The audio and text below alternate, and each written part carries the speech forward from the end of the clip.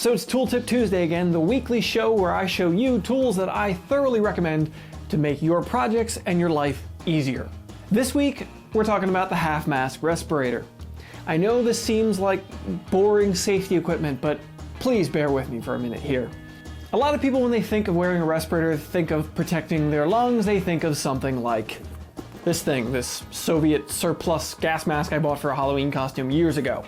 That's not what you need to think about. What you need to think about is the smaller, the more compact available respirators nowadays for all the projects you're doing. Whether it be grinding, welding, drilling, cutting, if you're doing concrete work, you're doing home improvement work, that wood dust, none of that is good for your lungs. You need to be thinking about that.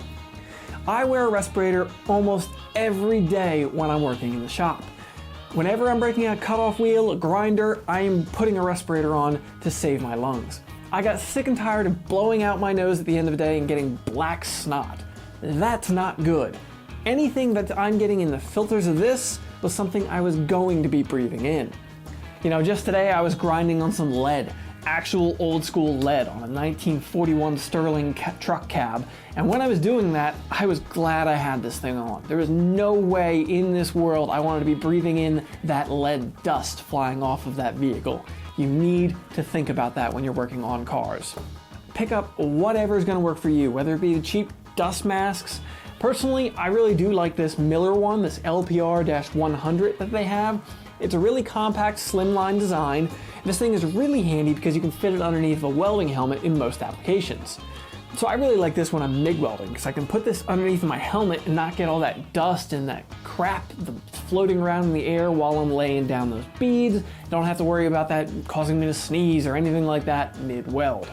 If you're welding reactive metals like stainless steel, you need to be thinking about this as well because you should not be breathing the fumes that are emitted from those materials. Something to note here is this is just a particulate filter. This is just for grinding dust, for the dust and particles floating around in the air, particulates. This is not for chemicals. So if you're stripping a car with paint stripper, you're using paint thinner, something like that, this is not the option you should be choosing. You should be choosing something that's more intended for paint uses, oil uses. I'm gonna link down in the description to a 3M one. It's pretty similar in size to this one, but it takes the pancake style filters. That should be better for use with chemicals than this one will be. This one runs for about $29.95. That 3M one runs for about 18 bucks. So that's a pretty nice option, even for just particulate use. An important thing to note here that most folks don't think about with these things is checking for a proper seal. But the proper way to check one of these things is to put it on, go ahead and put your hands over the filters, block them, and then breathe in deep. You should feel the mask suck tight to your face. And then you should let out a nice deep breath as well. And you shouldn't feel that air escaping, hitting up into your eyes or anything like that. If that's happening, it might fog up your safety glasses or a face shield. That's not what you want. So you need to check these things for a good proper seal, make sure they're functioning properly, because if it's not sealing your face, it's not sealing out the particulates either. Alright folks, I hope you found this video informative. If you did, drop it a like. Let me know in the comments down below. What do you wear for personal protective equipment? Do you wear one of these? Do you wear just a simple dust mask? Do you tough it out like a man's man or a woman's woman? Or what do you do? Subscribe to the channel for more content like this every week. I promise it won't always be a lecture. Thanks for coming around, folks.